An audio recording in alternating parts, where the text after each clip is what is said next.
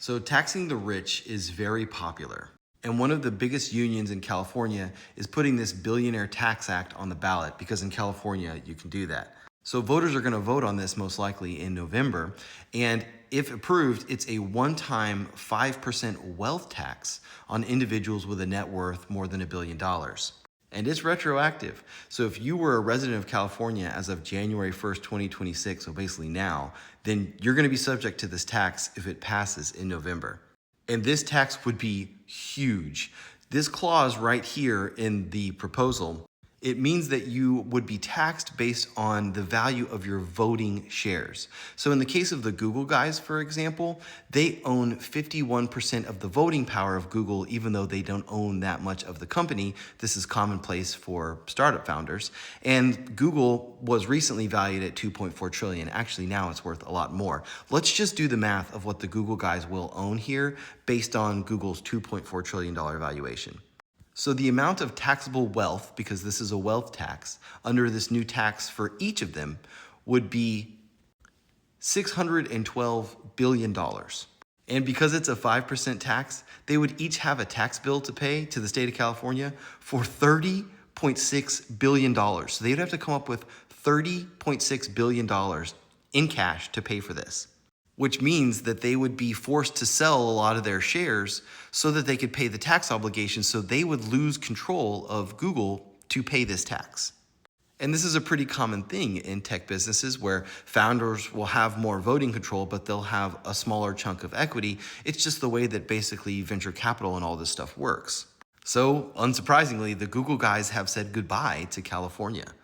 And the reason it's set up that way of taxing the voting power is that these ultra high net worth people will set up these special deals like a family limited partnership where they will own 1% of some entity, but it's like the only 1% that can vote. So on paper, their wealth is a lot smaller.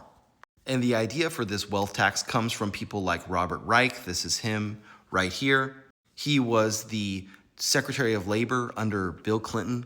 And the people actually pushing for this and getting the signatures is this big California union led by this guy, Dave Reagan. Apparently he's really aggressive.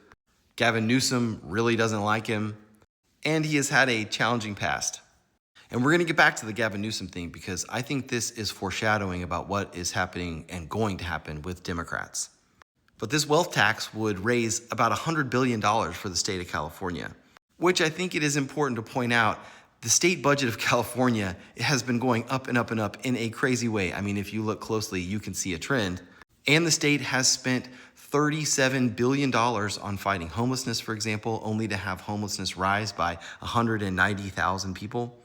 It's also being investigated for medical fraud by the Department of Justice. The state spends $8.4 billion a year on healthcare for non-citizens. And all this means that there are a lot of California politicians who are not on board, like the mayor of San Jose, which is around a lot of these tech businesses. He says this is super risky because these tech businesses are the driver of the economy, and this is all to subsidize a system that is ripe with waste, fraud, and abuse. Gavin Newsom agrees. He says he'll do whatever he needs to do to protect the state and the economy. He says the tech industry has sent state revenue soaring and driven the California economy for a lot of years. And when you look at it on paper, actually, wealthy people pay a lot more than their share in taxes. In fact, in California, the top 8,500 taxpayers pay about a quarter of the state's personal income taxes.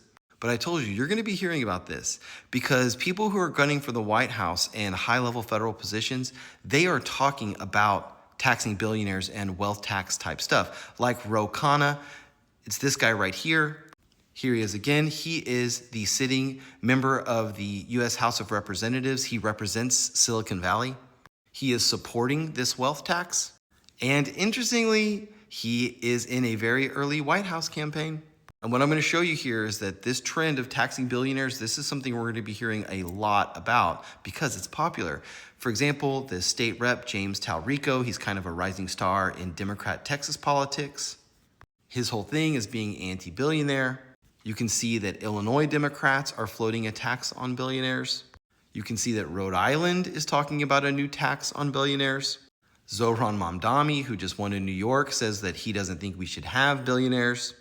But billionaires make big businesses and they pay a lot of income tax. And this whole thing has got a lot of them leaving California. And here's U-Haul showing where many of these people who are leaving places like California are going. A lot of these places are in Texas and other places in kind of the southeast, low tax states. So what do you think? Is Miss Rachel right? Are billionaires gross? Do we need billionaire tax acts? Or is the moral panic about billionaires nonsense?